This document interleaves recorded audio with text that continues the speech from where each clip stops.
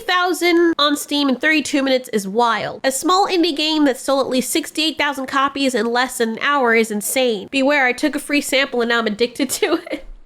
Bro, you gotta get this game on consoles. I haven't put this game down since it came out. Can't wait to see what you guys do with it. Also, thanks for linking Bryson. Who the frick is Bryson? Anyway, this game is called Schedule 1, and it blew up overnight because it's simple, it's stylish, and it's just plain fun. There's a lot of games that don't have that nowadays, and it doesn't try to lecture you or shoehorn in some kind of important message. It just lets you play a freaking game. It's just literally a game. In a gaming landscape where a lot of developers nowadays are more so concerned with being politically on trend than making something genuinely enjoyable, Schedule 1 is a breath of fresh air, or breath of marijuana air, whatever. No. It's very clean, lean, and it's addictive, ironically. And it doesn't really feel like it's trying to impress anybody but the players that it's trying to reach, which is how it's supposed to be. And I think that people are just really tired of all the real life drama from IRL bleeding into their escapes, and this game seems to get that. Games like Schedule 1 and Pal World catch fire because they tap into something that's very primal. And it's what everybody seems to have forgotten nowadays, and it's just creativity and what the gamers want. Just give gamers a freaking game, just something that they want to play, something that's just pure fun. And these games take off because they respect the player's time and intelligence without sacrificing writing or substance or depth or gameplay. You don't need a 40-minute cutscene or a checklist of all these buzzwords to care about what's happening in a freaking game. When you have a game that focuses on being fun first, like what they used to be, people are gonna notice. And right now, it seems like because every other mainstream title is going against that or have lost the magic when it comes to that, and entertainment across the board has, players, they see something like this and they're like, oh my god, an actual game. That's what they're starving for. That's why Pal World took off. That's why this took off. But I'm not here to necessarily talk about Schedule 1 itself, because there are already a million breakdowns of its mechanics and aesthetics and actual reviews of the game. So the footage that you're actually seeing right now is my husband's gameplay, because he's been playing this nonstop for the past few days. So yeah, this footage is all him. But anyway, as for the game itself, like clockwork, whenever you have something popular that most people enjoy, the majority of gamers enjoy, the usual crowd of people already popping off online, offended over something. It's like it never fails. It always happens. And honestly, that's a way to now tell if your game is really successful. If the usual group of very loud minority people are like, you know what? That offends me. Let me find something to be offended over, because it doesn't have activism in the game. Because honestly, I never used to believe that, but now there's so many patterns just all pointing to the same thing that's recurring that makes it impossible to ignore that that's exactly what's happening. Like, oh my god, a game got successful and it doesn't carry a social message?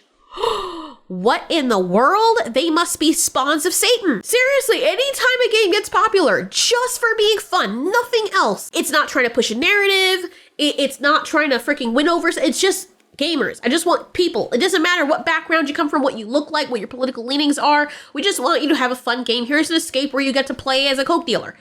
That's basically it. And you always have those same people on that same line, that same fringe of people who nobody cares about, that don't actually play video games, coming out and saying it's problematic for one reason or the other, even when there's no problem to be had. Not every game has to be a freaking greater cultural conversation. Not everything needs to be a soapbox. Sometimes people just want to vibe and play a game without being preached to. That's what Pal World gave me, man. I was so happy about that. So now we got these freaking dumbass sites like The Gamer and Dexterdo. Incredibly racist! Like, why are both of them saying exactly the same thing?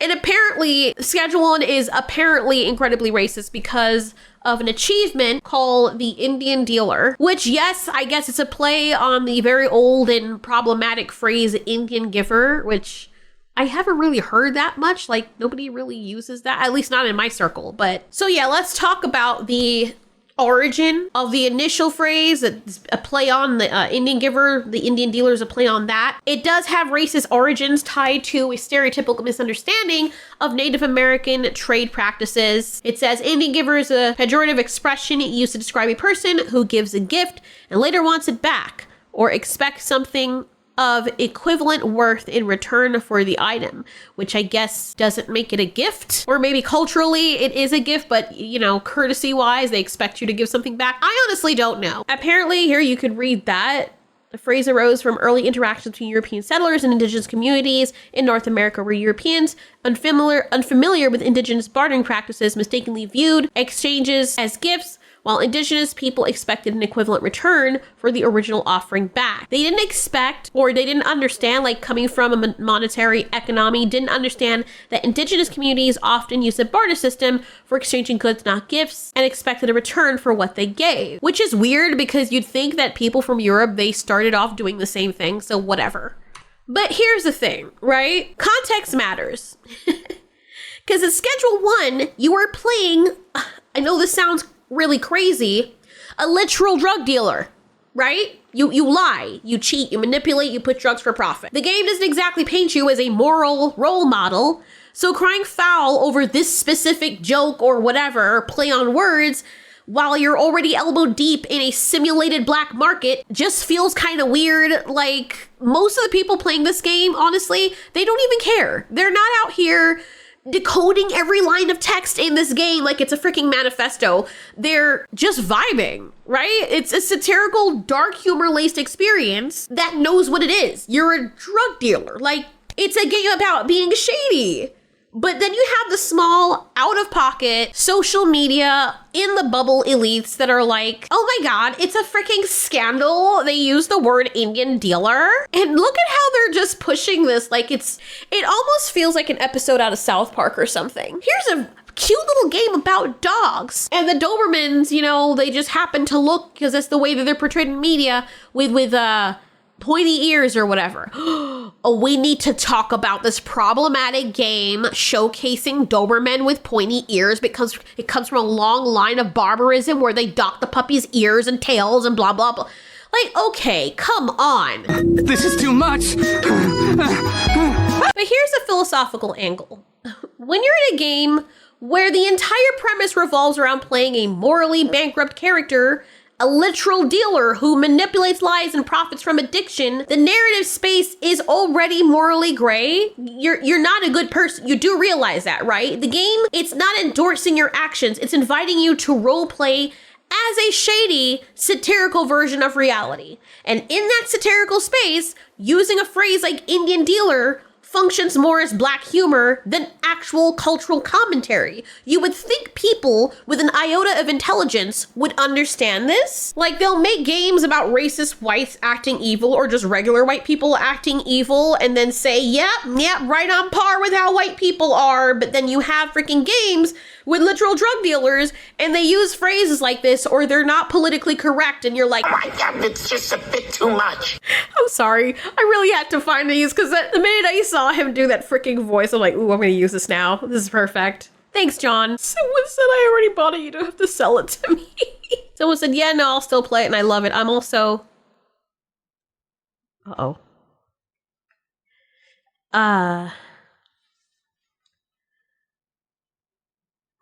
yeah. Ojibwe. Oh, interesting. Okay, so interesting. Well, I mean, there's one good thing that came out of this. I did not know that Ojibwe, I hope I'm pronouncing it properly, because sometimes, you know, they put the enunciations there and they're wrong. But yeah, I didn't know about this before, so now I know. I like how people are also blowing this way out of proportion. They're saying it's incredibly racist. Like, incredibly racist? Incredibly? I can name a lot of things that are incredibly racist, especially nowadays. I don't think this is one of them. Just saying. It's giving that actress with the bald head that's like, this is the worst thing I've seen. It's just like, okay, AI stuff of some people fighting is the worst thing you've seen, bruh? Okay, anyway. Now, one of the issues, I guess, is that people are upset because this achievement name specifies one race and the game doesn't make racial jokes about others. But I think this is overlooking something very important. Specificity in satire isn't inherently racism. It's dependent on the context. So in this case, the phrase is a wordplay. It's not an accusation. It's not a slur. It's riffing on the idea of shady dealings in a world full of them. By the way, it bears mentioning that we've had games like GTA portray Italians as mobsters, Black Americans as gang members or thotty people twerking on the outside of cars and shit, Russians as arms dealers. No one bats an eye. No one cares. No one cared a damn about those things because it's understood that those games are fictional exaggerations. They're social parodies. They're not moral lectures. The hypocrisy is really crazy when you see that these people are getting outraged at one stereotype while ignoring the buffet of others that people have laughed at for years or know not to take seriously.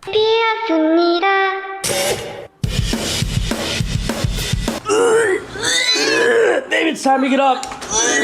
Video games have been using parody and exaggeration and dark humor to explore the worst parts of humanity in these very safe and fictional spaces. They let players confront all these ethical dilemmas and play with all these different power dynamics, and they allow us to exist in a world, very briefly, where actions don't have real world consequences, especially if you're playing a parody of the own culture that you live in your own country. But when we start cherry picking what fictional crimes are acceptable and which ones are offensive based on optics rather than intent, we miss the point of satire. If you're making a game and it's obvious that it is satire, that is different. If you're making a historical fictional game where you want it to be at least a bit believable, and then you're outwardly disrespecting a culture and it's very on the nose that you're doing that, that is a bit different. In Schedule 1, this game is not making an effort to paint you as a hero. It's intentionally satirical, it's edgy, and it's morally messed up by design. Like GTA, it's not really making it so that you're supposed to feel good about what you're doing. I mean, you do feel good about achieving it, but you are playing a bad person in a fictionalized world that reflects the ugliness of being a drug dealer. You're beating up people, you're running from the cops and shooting at them and shit. The offense is part of the atmosphere, and nobody's pretending like it's not. It's very transparent, it's on the nose, you know what it is, you know what you're getting into. Now, if you contrast that with Assassin's Creed Shadows, where you're cast as either the Japanese protagonist or this African dark-skinned man protagonist who is essentially portrayed as the hero, but here's the catch. They made it so in this game, you can go around and, I don't know if they wrote this out, but when they were demoing it, you could destroy shrines and kill innocent priests and Japanese civilians, and the issue was murdering priests in their own cultural setting at a time when in real life you have actual anti-Japanese, anti-Asian people going out there and doing all these weird things, desecrating people's statues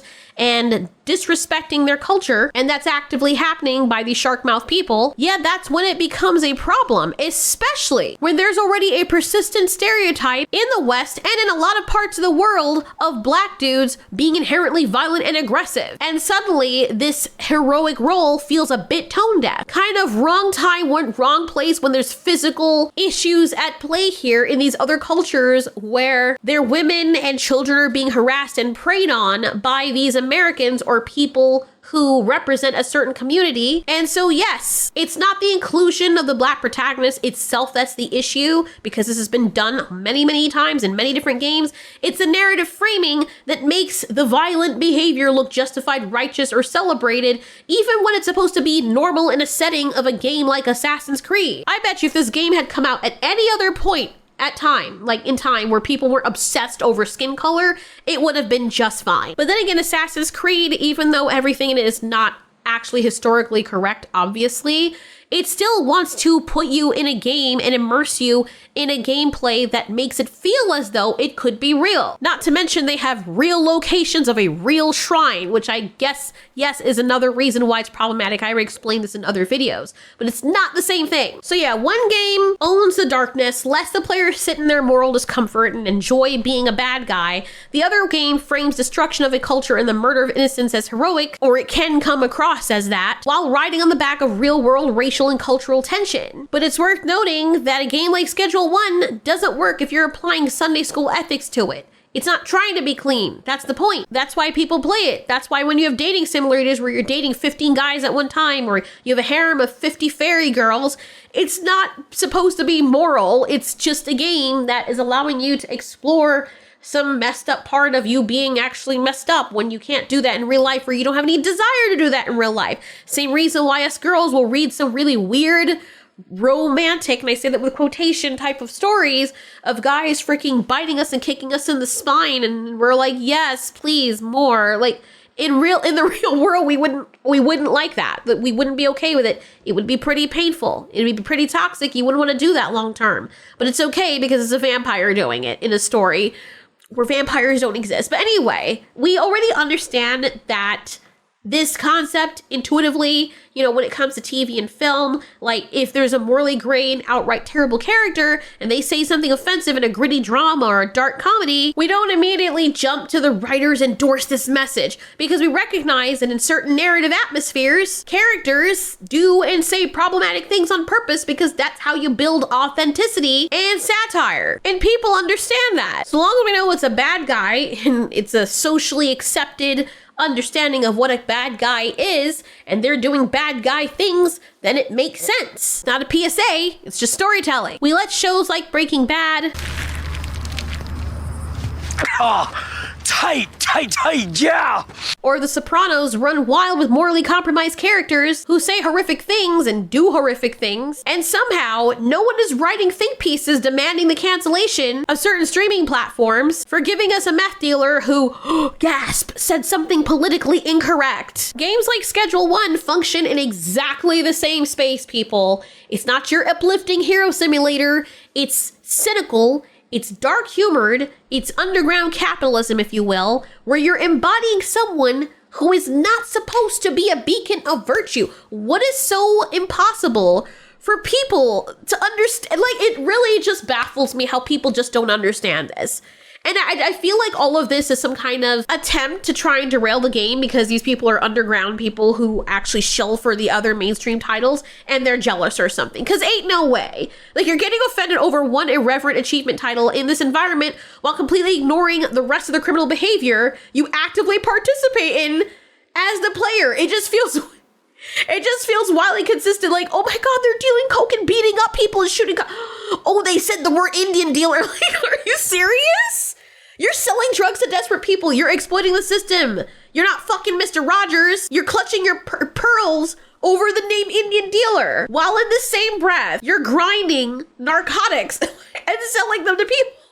It's just really funny when you actually think about the entire thing. It's really freaking hilarious, to be honest. So here's the thing. We got some people down here. We've got actual Native American players like Whisper Fire 26 that said something like, I've got strong Navajo heritage and I didn't think twice on the name of the achievement. Doesn't bother me in the slightest. So he or she is saying flat out, yeah, this isn't worth the outrage. And honestly, most people don't care, obviously. Now, here's the thing. It's not to say that every Native American player is unbothered. Of course, there are members of the community who are offended by the Indian dealer achievement, and okay, that's valid. Sure, you can be offended over that. But to be honest, many of those same people have no issue laughing at jokes made at the expense of other groups. It's all fun and games until the joke touches your corner of the world. Then suddenly, satire becomes harmful. And I bet you most of the people that are offended on the behalf of Native Americans are not even Native American. You want to bet? And while everyone should have the right to feel how they feel, there's a really big difference between personal discomfort and a widespread issue that requires public outrage and censorship. But here's the other question, right? Here's the real question. What would be the harm in just removing the achievement or changing its name to something else? Because it's the only thing people seem to be offering right now. They're like, just change it.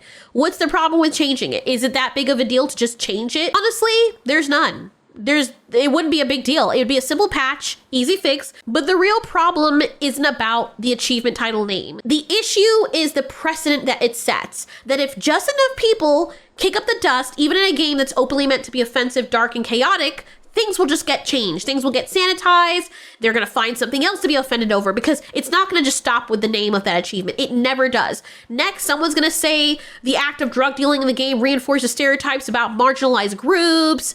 And then it's going to be the character art, then it's going to be the dialogue, and then it's the whole fucking game. And then before you know it, the game that people fell in love with is no longer recognizable. All the satire, all the fun, it's gone. All because someone decided that they were more qualified to dictate what everyone else should find acceptable in a fictional world where you're, again, a literal drug dealer. Are we serious? There are so many other bigger issues to fight. Dudes are literally being stabbed in the chest at school, And somehow, depending on what those kids look like, the media spin changes. There's this double standard baked into how we treat violence, crime, and justice. We got some people being praised as being brave or heroic, even though they're out here popping people in cold blood, while others get villainized for doing the same thing simply because of who they are or because they don't look as hot as the last guy. That's honestly the level of real world hypocrisy that we're dealing with, and yet somehow the internet is losing its mind over a cheeky achievement title in a video game where you're pushing coke and manipulating addicts for fun. We've got actual serious problems in society,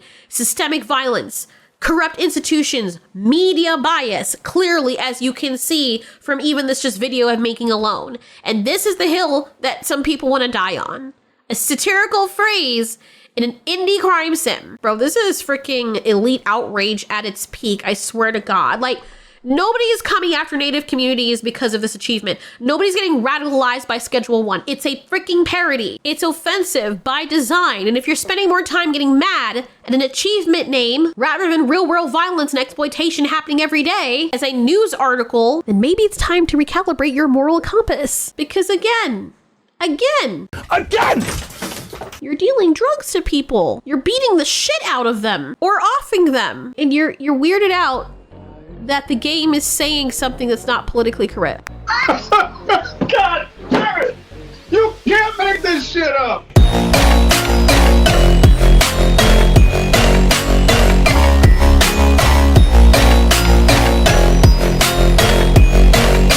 Oh, tight, yeah!